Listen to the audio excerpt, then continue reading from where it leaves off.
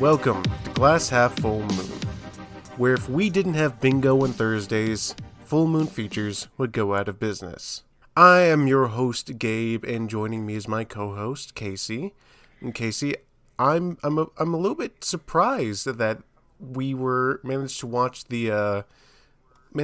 Oblivion tonight. You know, the very critically acclaimed Tom Cruise feature back from 2013. I'm real glad we got to. I'm a little bit surprised it came up on our list, but it was an enjoyable watch. Wait, you watched the 2013 Oblivion? Well, well, don't worry. I figured that there might have been some confusion. I also played Elder Scrolls Oblivion just to be sure, in case I misremembered what we were covering. Again, I'm a little bit surprised that came up on the dock. Oh, honey, no, that's not what we're talking about tonight. Oh. Tonight's movie is 1994's Oblivion from Full Moon. You know, the space western. Since when did we start watching Full Moon movies? Oh, honey, we've been doing that this whole time. We're on episode 27. What? Oh, no. Oh, honey. But no, we watched Oblivion, a space western. I described this as if Star Trek met Lone Ranger. Yeah, I get that. Funnily enough, I did. Have you ever played the game The Outer Worlds? I have not. I've heard very good things about Outer Worlds, but I've not played it. It's not quite a space western, but it has a lot of those same vibes. Uh-huh. After watching this movie, I was inclined, man, I want to go play The Outer Worlds, and I did. And The Outer Worlds is great. Not as good as this movie. No, wait, flip that around. Wait. This movie is good, but it's not as good as The Outer Worlds. I wouldn't call this movie good. I mean, it's amusing. It's silly. It's very silly. It feels very made for TV, when it wasn't. This was intended to have a theatrical release and instead was put out to a few film festivals before going to the home video circuit. Yeah. I will say that this is perhaps one of the more... I will concede that it's perhaps not a good movie, but it is entertaining. It's also the longest movie we've watched at almost 2 hours. This film clocks in at 1 hour and 56 minutes, including credits. It's long, and it is packed with familiar character actors. Some of which actually were in Star Trek. It's got some very fun stuff, and I have some fun facts about that scenario in particular. So I guess that answers if we consider this to be a good movie or not. Not good, but fun. It's entertaining, and is definite. I don't. This is going to be a weird thing out of context, but I'm glad we didn't go to Romania for once. It was a little bit refreshing to not have a film set in Romania. Yeah, I agree. But I will say this movie could have spawned a very fun drinking game. Oh? Just thinking about its context. Like, drink when a character runs at the sight of Mr. Gaunt. Drink whenever Doc Valentine makes a bad Star Trek joke. Drink when you see a talented character actor wasted in a bit part. Drink when a puppet is on screen. Drink when there are stop-motion scorpions. Puppet or stop-motion, yes. Yeah. But I guess we should get in, because this is a long one, folks. It's a long one, but I feel like it's not as deep as some of the other ones. It's a pretty straightforward flick. Yeah, this movie could have probably been about 40 minutes shorter. But we open on the desert, and we see the totally not Millennium Falcon fly by. We also are told that this is a Sam Irvin film, and Sam Irvin is the tumbleweed that passes by. Is that what you decided? Yes, I've decided that Sam Irvin is the tumbleweed that you see rolling on by when the credits read a Sam Irvin film. It's like, why would he not be there when it states his name? Obviously, Sam Irvin is the tumbleweed. Fair enough. We also get a listing of some of our actors. I think we should bring them up as they appear rather than listing them, because some of them have some very striking appearances. Yes, quite so. But we also get a weird bug puppet.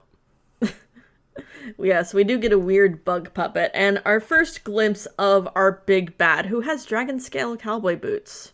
I'm going to say it. It's a look. I like it. It's a look, but you'll see later how weird his look is, because apparently this is not Earth, but everyone is still decked out.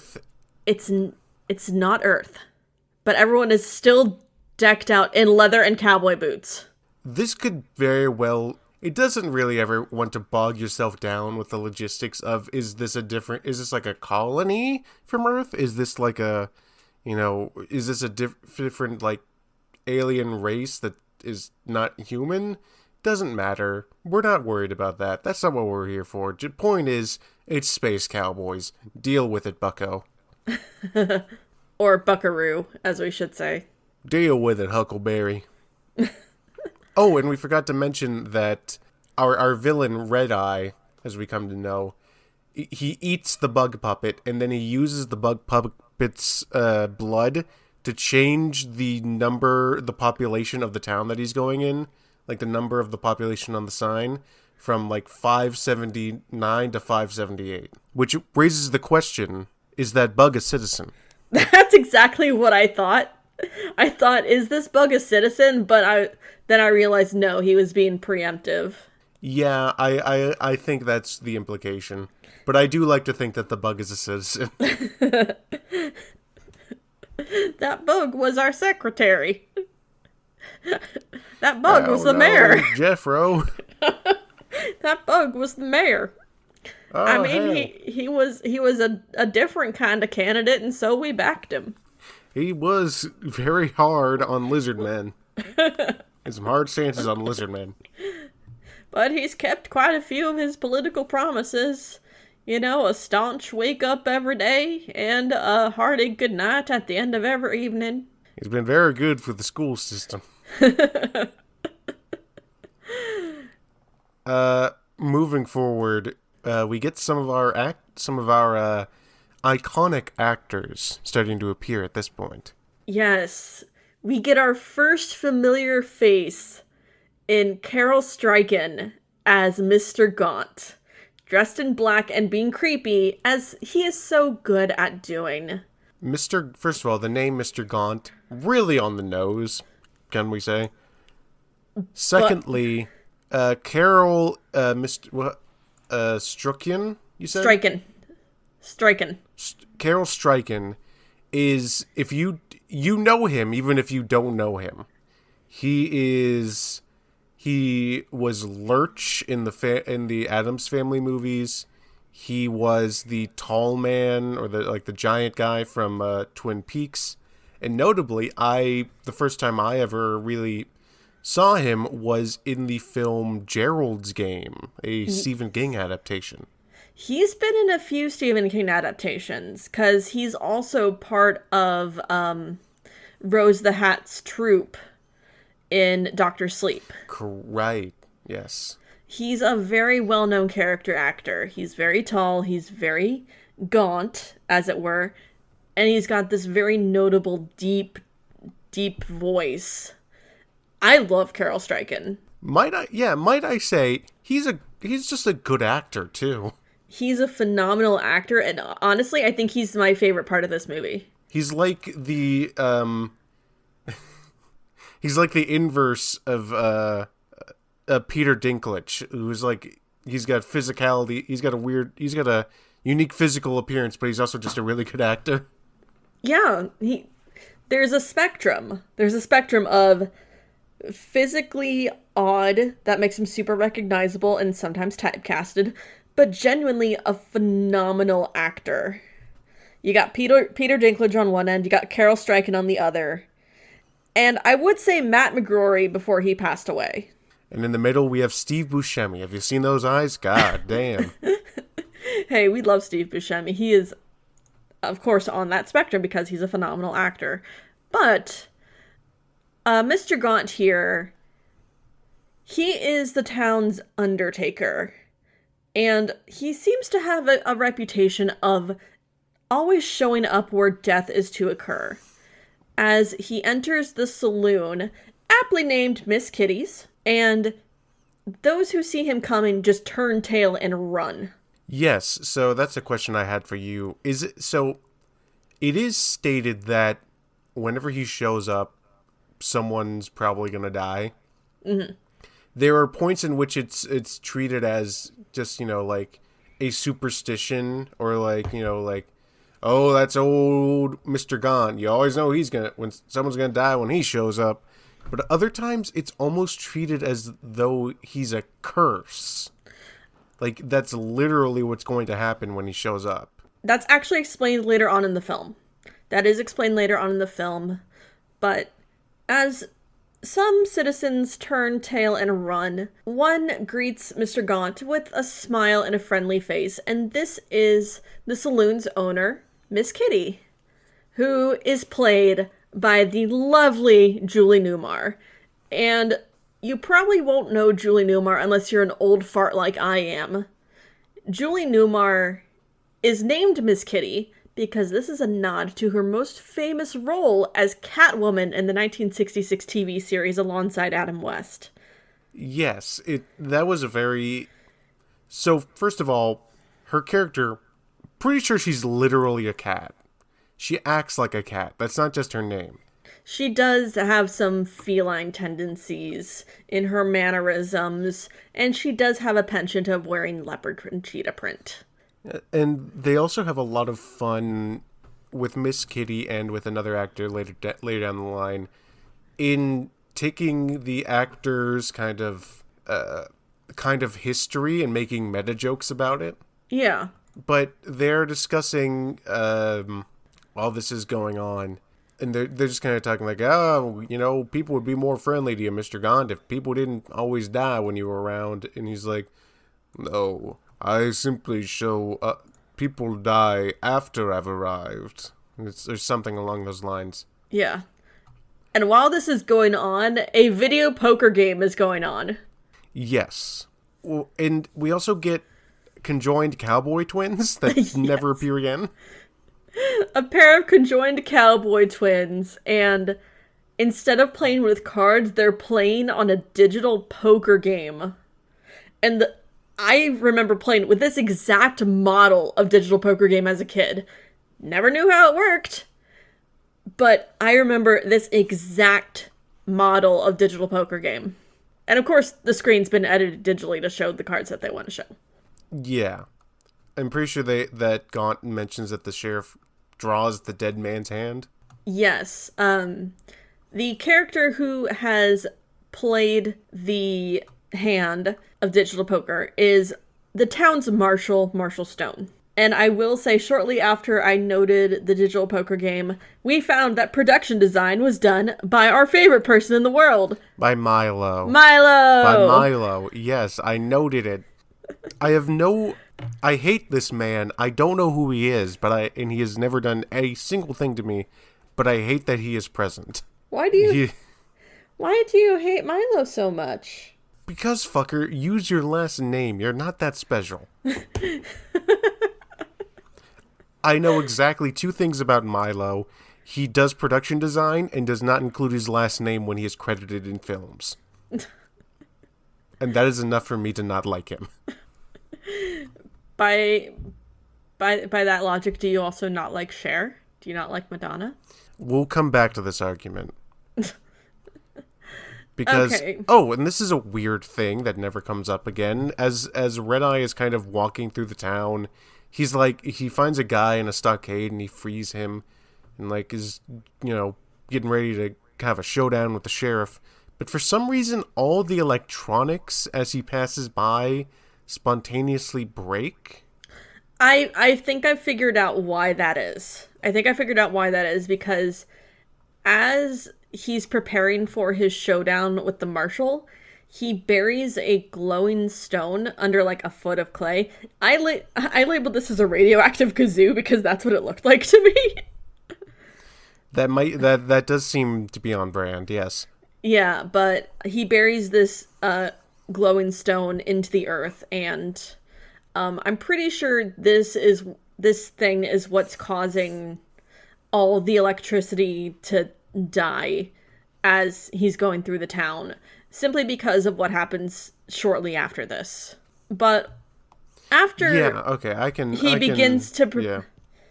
after he prepares for his standoff, Red-Eye comes into Miss Kitty's saloon. Julie Newmar is chewing up the scene, and Red-Eye looks like he's the son of live-action Bowser. She's doing her... I love that he's a reptile man. I really love that. He is a reptile man. The fact that he is a reptile man is very good, because he could have easily just been some gruff, outlaw type character, but they made him a lizard man because fuck it. He still looks like the son of live action Bowser.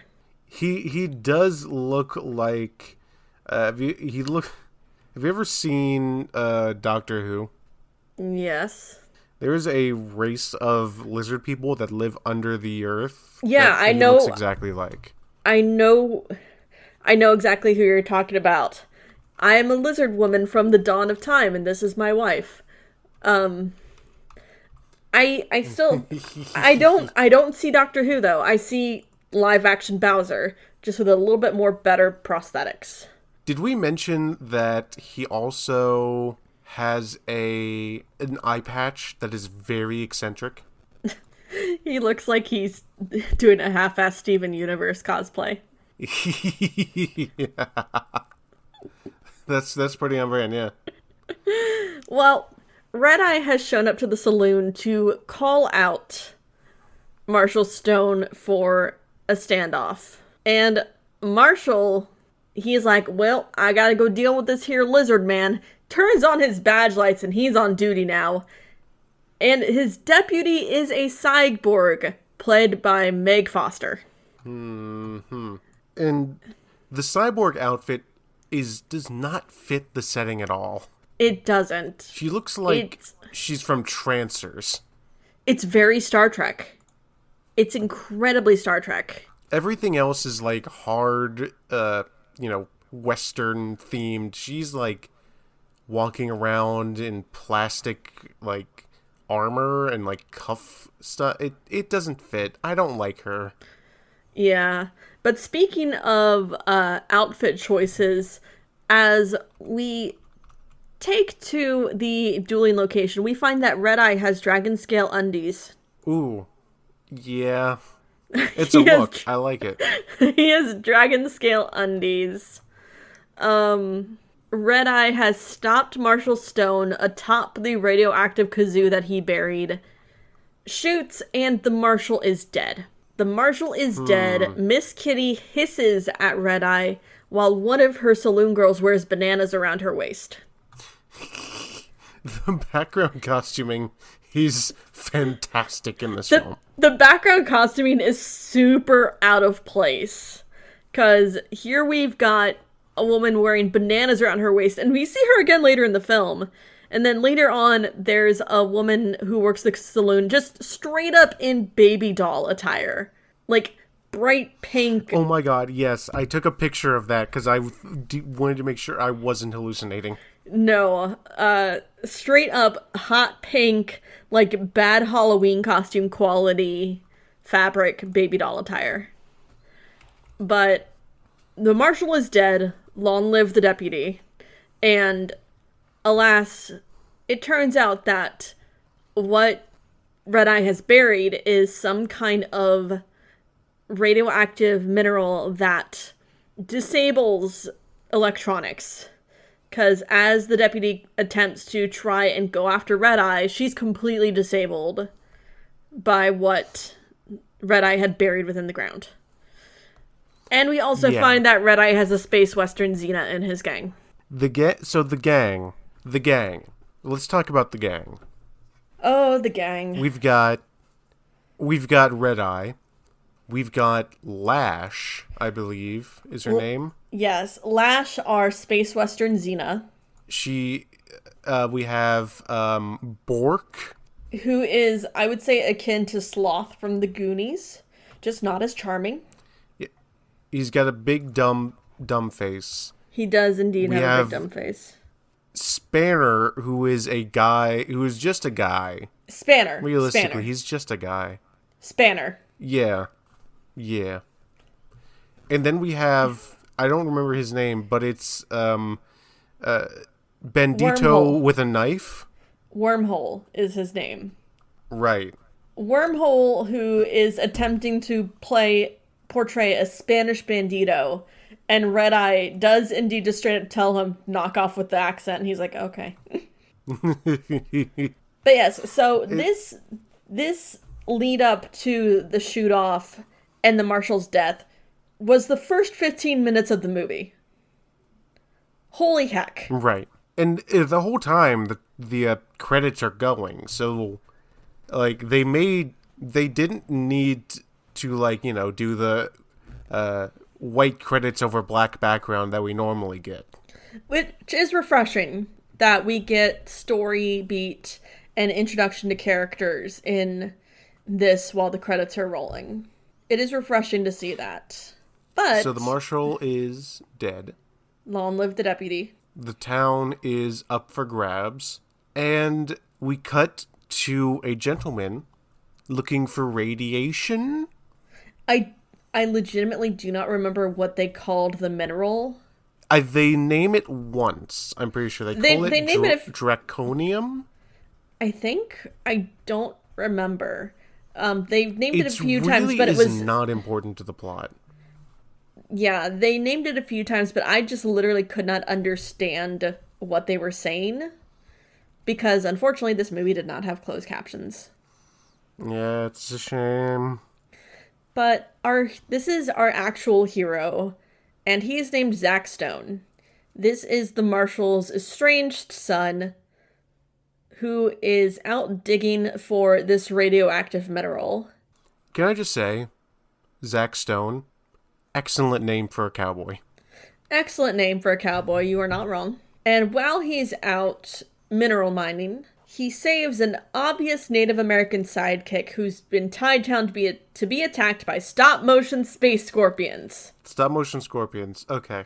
So first of all, the space native, as I've come to call him, named Buteo. Is this red face? Should I be offended?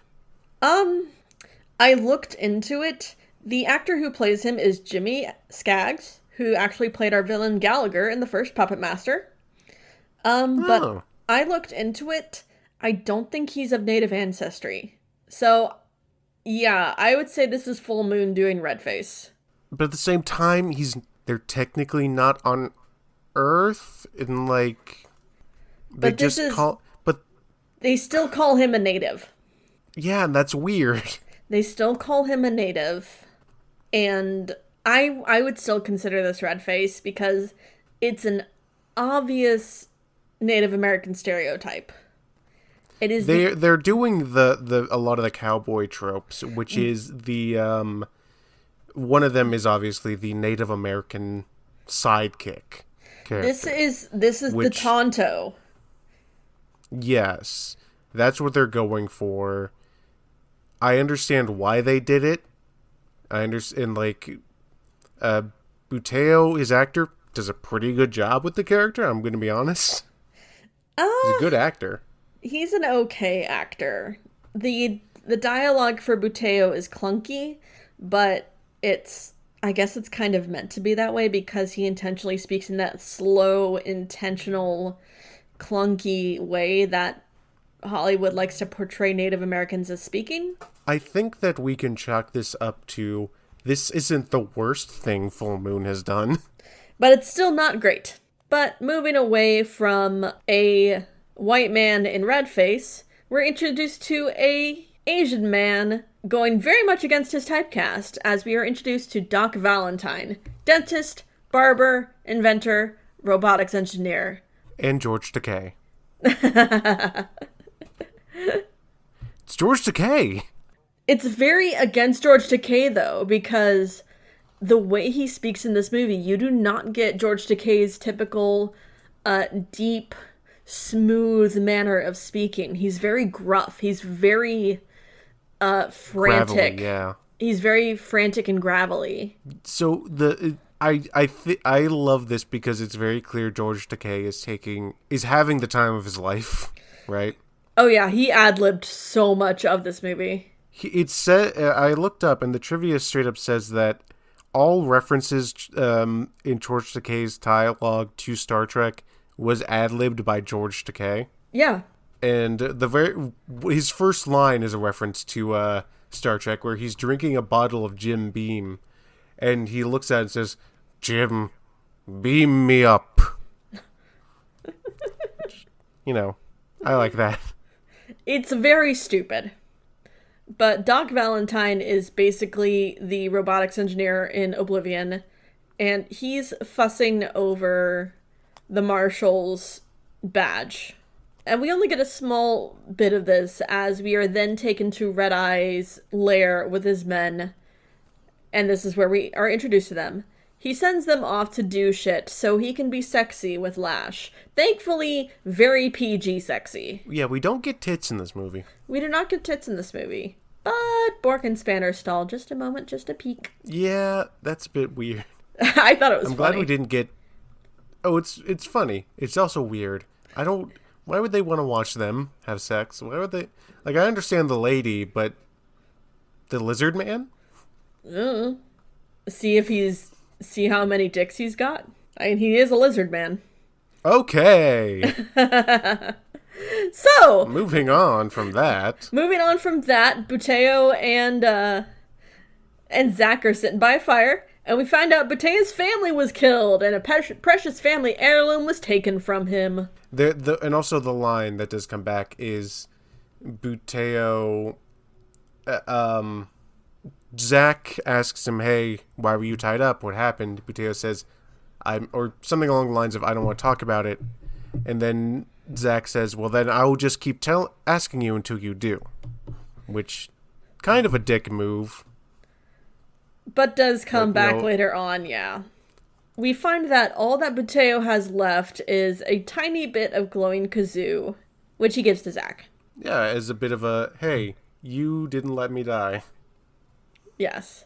And there's a good scene where Zach is like, "No, I'm not going to take that." And Buteo's like, "Do not insult me. Don't insult just take it, dude. Come on." Well, we also find that Zach is a pacifist, and apparently Buteo is a mystic, as he foretells Gaunt's arrival in order to tell Zach of his father's death in a very flowery fashion. He looks in a cup of water, right? He looks in a cup of water and basically says, like, reflections are a sort of magic. Which makes sense considering what was taken from him was a sort of a native ancestral mirror. Right. Yeah. I will say, as weird and silly as this movie is, it actually does tie a lot of things together. There aren't a lot of loose ends. Yeah. It's got there are numerous things in this. This movie leaves me feeling satisfied coming back. Or like at the end, I feel satisfied. Yeah, nothing is left loose or open. Everything's pretty tied together. But Gaunt arrives to tell Zach that, hey, your father's dead. We get a cut to George Takei trying to hold up the general store for some more booze in a very raspy non-Takei voice. And he's just doing it because he's sad. Yeah, we get a lot of these little jump cuts to scenes that really don't need to be there. Yeah. So what? And we also meet the female shopkeeper at this point, Maddie, whom is named Maddie. Maddie. Maddie. Maddie. Yes. Maddie. Maddie. Maddie. Okay. Wait, one more time. Maddie. Got it. And no, he's like, wanted to protect the sheriff or something along those lines, and like all these kinds of things. And Maddie's like, no, come on, sit down, we'll just relax. And she takes his gun, everything's... Oh, and we get the bit of George Takei like, oh, I wouldn't have shot you anyways. This gun isn't even loaded, and then immediately firing it into the floor. Yeah. And... Oh, and this is, we now move on to the bar/treasury, I think. How would you describe this place? It's very much similar to back in the old gold mining days of the West, where those who went to the West to find their fortune would take their gold findings to a designated area to have it weighed and then get cash for it. So I'd call it a conversion bar, because they do also sell booze and food. Yeah, I'll accept that. But anyways, they go in, they're going to get the little bit of crystal that Buteo gave to Zach. They're going to trade it in. And we get a little scene that is a complete non sequitur of a guy complaining that his watch did math wrong. Basically saying that the conversion clerk is ripping him off. And the conversion clerk happens to be Isaac Hayes. Yes. I would recognize him, or I would say that most people would recognize him as Chef from South Park. The original voice actor. But here's the thing. Isaac Hayes is not using his standard voice. He is not. You have two character actors in this film who are most well known for their voice, who aren't using their standard voice. It's very interesting. It leads me to believe that these guys really just were there to have fun, right? It's definitely interesting. It's like, yes, you've got name recognition, but also you have these character actors here who are very much cast against their type. Because you have George Takei as a blathering drunk mechanic. You have Isaac Hayes as a bit of a soft-spoken teller. And then there's, Carol, but, he does his job the best out of all of them, so... He was very much cast a type in this, but he's also the best part of this movie. And I would say one of the main characters, as he does have a lot of longevity. As George Takei and Isaac Hayes, you see them for a little bit, maybe 10 minutes at most throughout this movie. Carol Struyken's in there through the whole thing. Yeah. That's about right. But while Zach is dealing with our teller, who's named Buster, Red-Eyes Man Wormhole is over in the corner trying to recruit people for his gang with promises of learning the secret handshake and getting a button. I want one of those buttons. How do we get one of those buttons? The button does say better red than dead, which I found very funny. Yeah, I also feel like if anyone saw that, they would immediately assume I was a Republican. Or a communist. But we know one's true and one's not. It's weird that those two political parties both share a common color. I know, right? Anyway, this is where... Ooh. Sorry, go ahead. Yeah. No, this is where we get a pretty fun fight scene. Yes, as Wormhole is attempting to scrounge up some recruits, they end up... I don't even remember why, but they end up in a fist fight amidst a lot of the bar patrons. And there are some very funny bits. And I think the best part is Wormhole ends up in the fray, and a legless gent in a black hood just crawls over and just starts biting at Wormhole's leg and making the dumbest sounds. There's a pair of dwarves and a legless man, and it's wild. It's also, for a moment I thought Zach was beating up Buteo, but it's just another generic white guy. Yeah, and it's we get a good sense of these characters as well, where Zach is very much, he does not want to fight. He is telling everyone that stop fighting, that we don't need to do this, we can move on, and he's getting the shit beaten out of him. And doesn't really fight anyone, he just kind of makes them fight each other, like, stepping out of the way, having two people run into each other. And it ends with him being held up by Wormhole, having a knife to his throat, and he puts a gun to Wormhole's chest. And Wormhole's like, I know you won't shoot me. Wait. And he's like, no, but I will fire my gun, and if you happen to be in front of it, that's your own problem. Basically, he says, I don't want to shoot you, but you just so happen to be exactly where my gun's about to go off. Which is a very good line. It is a very good line. And it's also it's just a good character moment, I feel. It's good at kind of fleshing out who he is. Yeah.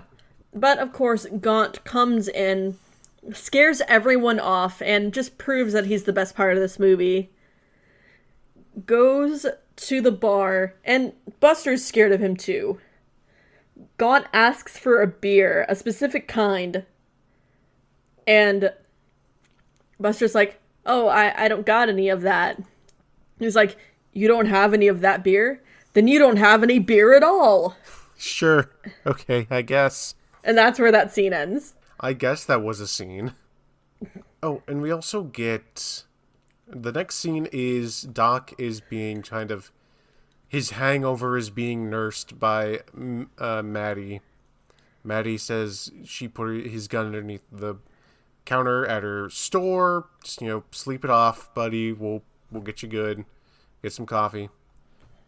But then, into the store, comes Red Eye and his goons. Yes. And this is also where we find out that Red Eye and Lash are apparently in an open relationship. I mean, good for them. Good for them for being open. As whatever works in their relationship. They're irredeemable criminals, but, good for them. Good for them for being open. Because Red Eye basically propositions to Maddie saying, hey, join us. I'm letting you in on the ground floor. And Lash is like, yeah, come on, join the party. There's plenty of Red Eye to go around. And even she shows some interest in Maddie. I was like, okay. And when Maddie refuses, they just start to ransack her shop. And meanwhile, Doc Valentine wakes up, he's just like, huh? And then just goes right back to sleeping off his drink. Sure, that's fine. And eventually it ends when Maddie pulls a gun on all of them.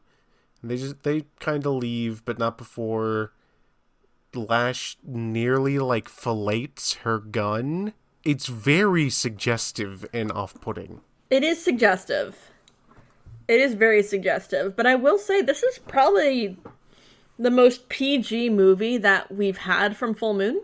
Yeah, in a lot of ways, I would say. There's not too much blood. There's nothing like that. There's just one particular thing that's a little bit on the gory side. Except for the ending. We'll get to the ending. That one's a bit rough. Yeah. Aside from that and one other thing, this movie's pretty PG. We then return to Oblivion. Rated PG-13. We return to Oblivion, and Zach and Buteo are going through the marshal's office, finding a hidden lockbox underneath the floor, and the box is empty. The box supposedly held the sheriff's best memories. I believe what it was referred to. Yeah. And we also find that the cyborg deputy has been locked up this entire time. She had been locked up in the pokey. And they let her out, and she's like, fuck you, Zach, you're a bitch. You won't fight. And Buteo's like, no, he's a good guy. The line he literally says is, I know Zach better than anybody alive. And the deputy's name is Stell Barr. Deputy Barr says, oh yeah, how long you known him? And Buteo's just proudly like, I've known him for 2 days. This must be a quick read then. Oh gosh. Oh, and then we get a a scene that is, you know what? Do you want to describe this scene? So we get to the marshal's funeral. Everyone's dressed in black. They're all in mourning. And, B37. It's Thursday. 068. We always have bingo on Thursday. Yes. All the townsfolk are playing bingo at the marshal's funeral because it's Thursday. Okay, so I assume that the place is effectively a church. I assume that's what they're going for. It's not a funeral home or anything like that. And so up above them, it is, it's bingo. Thursdays for bingo. But it's also below them is a funeral. Yeah. And so they need to do the funeral over top of them playing bingo. Well, I mean, what better time? All the townsfolk were going to be there anyway. Excuse me. And there's something about Gaunt saying, "What? We always play bingo on Thursdays." That is exceptionally funny. Oh, gosh. And Zach stands up to speak about his father, and all the while he's giving his eulogy, bingo numbers are being called out at the most opportune times. Yeah, isn't it like he I can't remember the exact words, but they are matching up with his eulogy as he is reading it. Yes. It's towards the end it's something like everyone wants to be a hero, but it's the hardest thing to be one. Be one. Yes, that was a good one. And of course, Red Eye crashes the funeral. And yeah, he crashes the funeral. And they're still calling off bingo numbers, and he's just like, "What's going on?" Everyone in there is just like, "It's Thursday." He's like, "Oh, yeah." Oh, okay. At least Red Eye respects tradition and bingo. He's just mad he wasn't invited. But yeah, no, they also they approach, they're like, "Oh yeah, you're a bitch, boy. You ain't gonna kill me." And the deputy tries to kill them, but they short circuit her with a ring that has the crystal on it. Yeah. And Buteo recognizes the Spanner as being the guy that killed his family. Ooh. Bum bum bum. So yeah, both of them are stopped from taking vengeance. Red Eye and his gang depart, and might I say, the mechanical whirring whenever Deputy Barr moves is annoying as heck. It's so annoying, especially because it does not match her movements. It doesn't, but apparently she also has a thing for Buteo. Yeah, that was weird. This is a recently widowed man. Yeah, that's weird. It's just weird. I don't think it deserves much more comment than that. Yeah. We then move to the saloon, where Miss Kitty is given exposition, stating that the reason Zach is a pacifist is because he's an empath. And not just like an empath in how we would understand as like, oh, they're a person that is very empathic. He literally, if he sees someone getting hurt, he will literally feel that amount of pain. Yeah. And he's psychic.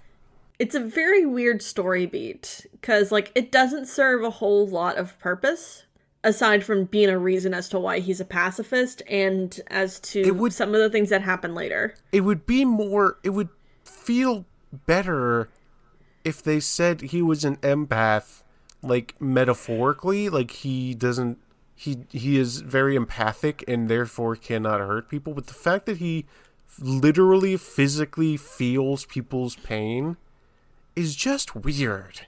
Yeah. Well, Buteo has entered the saloon carrying a box with holes drilled in it and says it's a beast he's purchased from the exotic pet store up the road called a Mon Ding. And he's apparently going to use this to get revenge on Spanner, who killed his family. So the Ma Ding is described as being, it will attack whomever is the most afraid. And also does not like sudden movements. Yes, and so what Buteo's like, yeah, I'm just gonna put this guy here. We're gonna lock hands, and we're gonna see who's the bigger bitch. And this whole time we're hearing growling and like scratching in this box, and it's like a big build up to what this creature might look like. And they open it up, and it's just a little frog puppet. It's a weird crab frog thing. I love the frog puppet. The frog puppet is my favorite. I want the frog puppet so badly. It's a weird crab frog thing. And, of course, Gaunt steps through the saloon. Someone's gonna die. It looks like something that Jim Henson made for Fraggle Rock and then threw away. It does. It actually, yeah, you're right. It does look like it's something that was made for Fraggle Rock. It's a reject from Jim Henson's Monsterworks. Charles Band regularly went through Jim Henson's garbage for ideas. I wouldn't doubt that. But to be fair, I would also do that. I imagine the trash at the Jim Henson Company is rife with creative ideas. Anyway. And we get the little frog boy hopping around doing his thing, and it looks like he's gonna go for Buteo, but then suddenly he jumps, and little froggy with the big teeth just jumps and starts nomming right on Spanner's neck. Yeah. Doing your nom nom. We get blood spurting. The Mondane attacks Spanner, and Buteo's family is avenged. He's got his mirror back, and Deputy Cyborg uses her laser vision to shoot at the precise time to take down Bork. But yes. Bork is not actually taken down, as... But can we please note that Bork does also shoot the frog puppet, and I was very sad. Yeah, Bork shot the Monding, and Buteo is captured outside of the saloon by Lash. Deputy Cyborg is shot from behind by Bork, and Red-Eye puts Buteo in the stockades and puts him on trial for murder.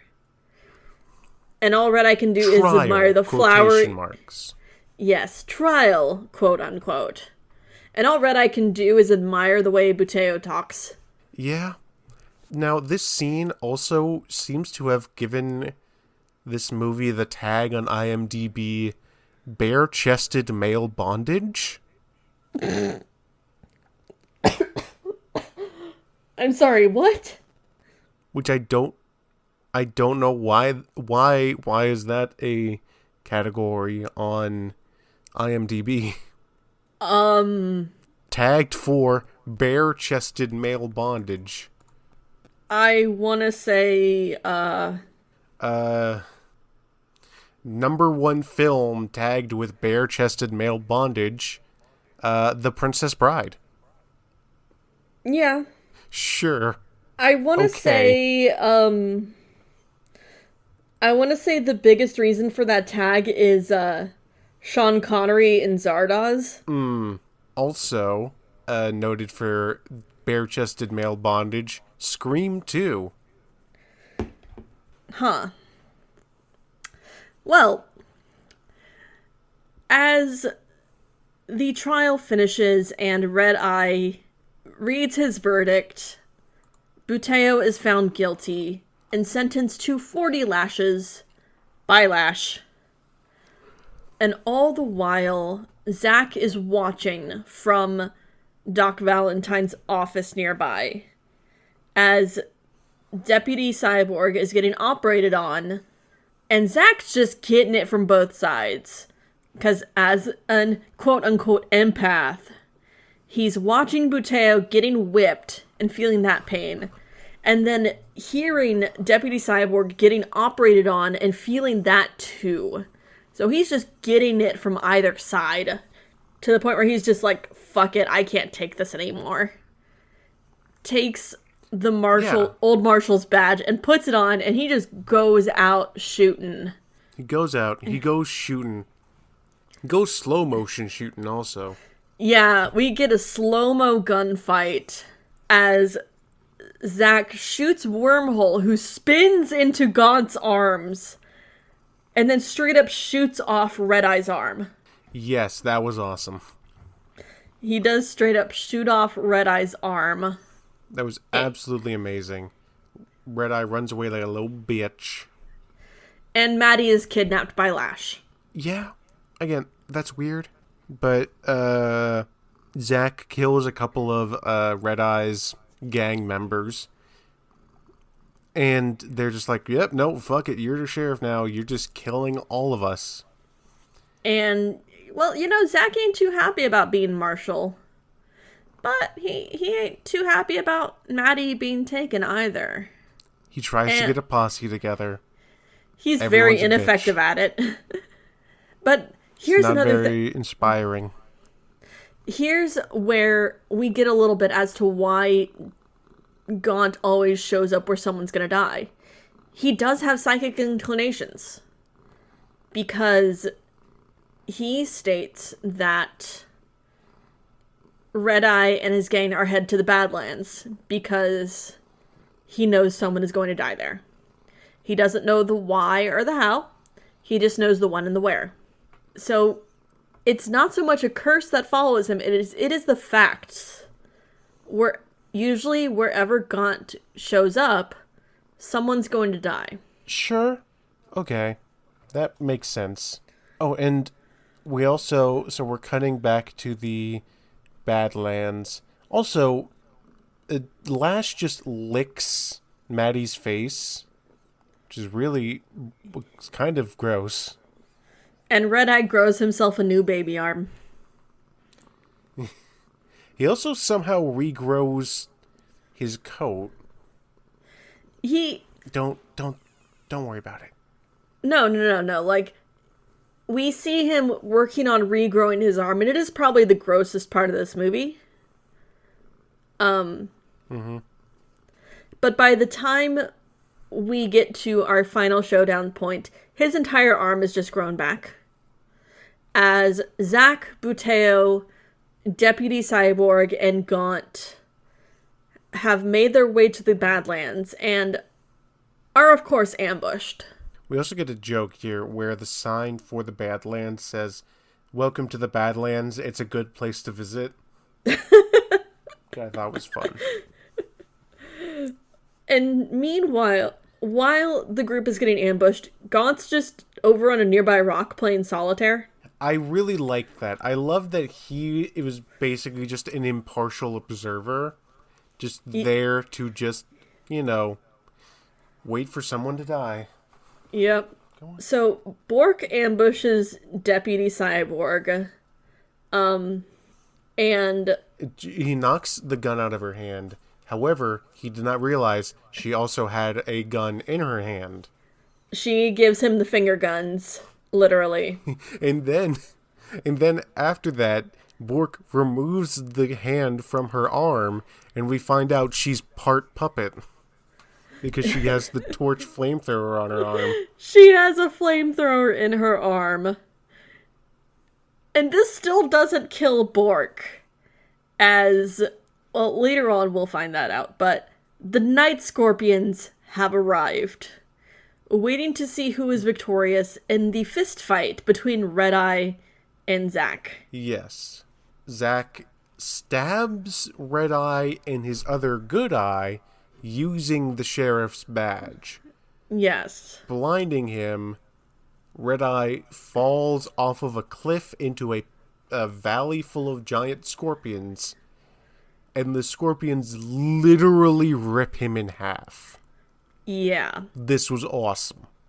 And it is at also this point that we find that Lash has been harassing Buteo. Bork has been chasing Deputy Cyborg, and Deputy Cyborg manages to push Buteo out of the way of Lash's whip to the point where Bork gets hit.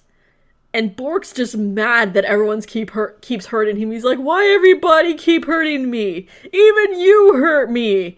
And Lash is just like, oh shit, turns and runs, and Bork chases her. Bork is angry. Bork angry. Poor Bork. Poor Bork. Our movie ends with Buteo and Zack apparently having made a permanent move to Oblivion, and Deputy Cyborg worrying about whether any piece of Red-Eye was left to regenerate.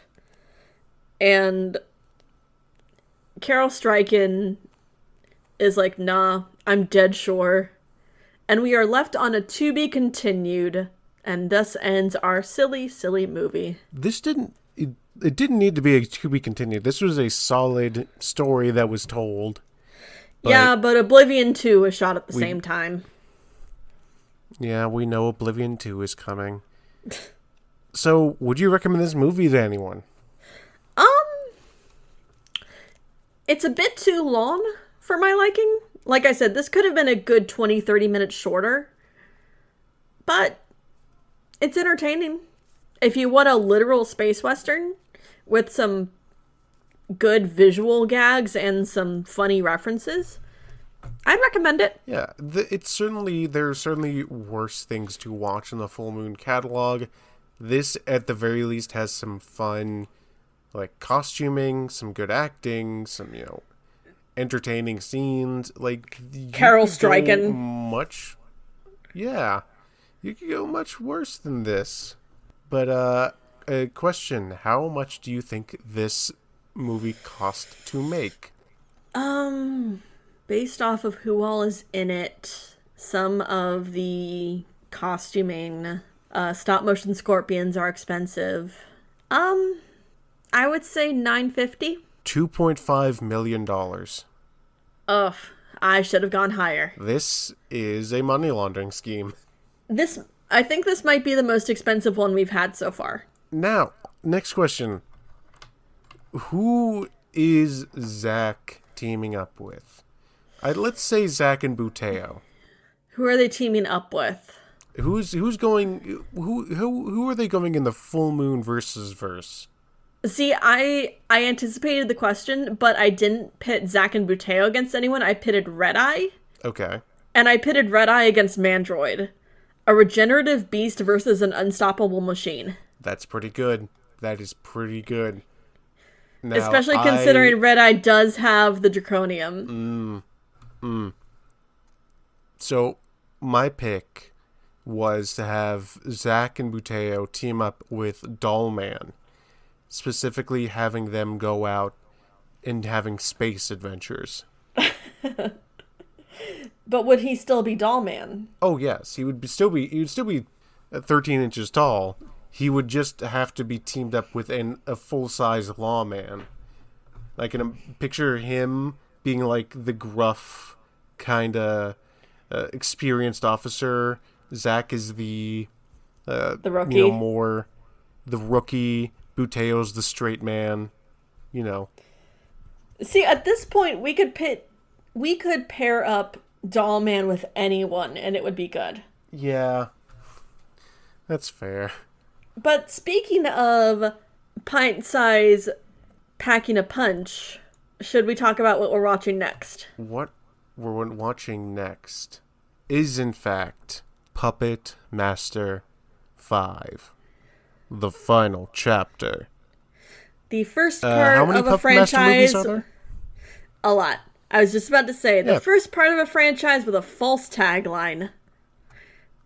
But to be fair, after Puppet Master 5, we don't get another one for 4 years. When did the final chapter come out for Friday the 13th?